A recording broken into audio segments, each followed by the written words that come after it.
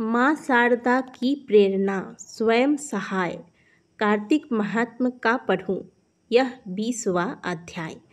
जय श्रीमन नारायण। दोस्तों, स्वागत है आप सभी का एक बार फिर से कार्तिक महात्म के कथा में। कल हमने कार्तिक महात्म के 19वें अध्याय को श्रवण किया, जिस कथा में भगवान विष्णु ने माता पार्वती की आज्ञा पाकर वृंदा के पतिव्रत को भंग किया। इसके पश्चात वृंदा ने भगवान विष्णु को अभिशाप दिया और स्वयं अग्नि में समाहित हो गई। अब आज हम आगे की कथाक्रम को सुनेंगे।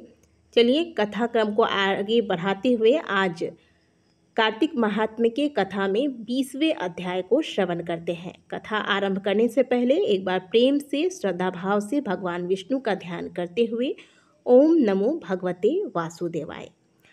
अब राजा पृथु ने पूछा, हे देवर्षि नारद, इसके बाद युद्ध में क्या हुआ तथा वह दैत्य जलंधर किस प्रकार मारा गया? कृपया मुझे यह कथा सुनाइए। नारद जी बोले, जब गिरिजा वहाँ से अदृश्य हो गई और गंधर्वी माया भी विलीन हो गई, तब भगवान वृषभध्वज चैतन्य हो गए। उन्होंने लौकिकता व्यक्त करते हुए बड़ा क्रोध किया और विस्मित मना जलंधर से युद्ध करने लगे। जलंधर शंकर के वाणों को काटने लगा, परंतु जब काट न सका तब उसने उन्हें मोहित करने के लिए माया की पार्वती का निर्माण कर अपने रथ पर बांध लिया। तब अपनी प्रिया पार्वती को इस प्रकार कष्ट में पड़ा देखकर लौकिक लीला दिखाते हुए शंकर जी व्याकुल हो गए। शंकर जी ने भयंकर रौद्र रूप धारण कर लिया। अब उनके रौद्र रूप को देखकर कोई भी दैत्य उनके सामने खड़ा होने में समर्थ न हो सका और सब भागने छिपने लगे। यहाँ तक कि शुंभ निशुंभ भी समर्थ न हो सके। शिवजी ने उन शुंभ निशुंभ को शाप देकर बड़ा धिक्कारा और कहा, तुम दोनों ने मेरा बड़ा अपराध किया है। तुम युद्ध से भागते हो, भागते को मारना पाप है। इससे मैं तुम्हें अब नहीं मारूंगा, परंतु गौरी तुमको अवश्य मारेगी। शिवजी के ऐसा कहने पर सागर पुत्र जलंधर क्रोध से अग्नि के समान प्रज्वलित हो उठा। उसने शिवजी पर घोर बाण बरसाकर धरती पर अंधकार कर दिया। तब उस दैत्य की ऐसी चेष्टा देखकर शंकर जी बड़े क्रोधित हुए तथा उन्होंने अपने चरणांगुष्ठ से बनाए हुए सुदर्शन चक्र को चलाकर उसका सिर काट लिया। एक प्रचंड शब्द के साथ उसका सिर पृथ्वी पर गिर पड़ा और अंजन पर्वत के समान उसके शरीर के 2 खंड हो गए। जलंधर के रुधिर से संग्राम भूमि व्याप्त हो गई।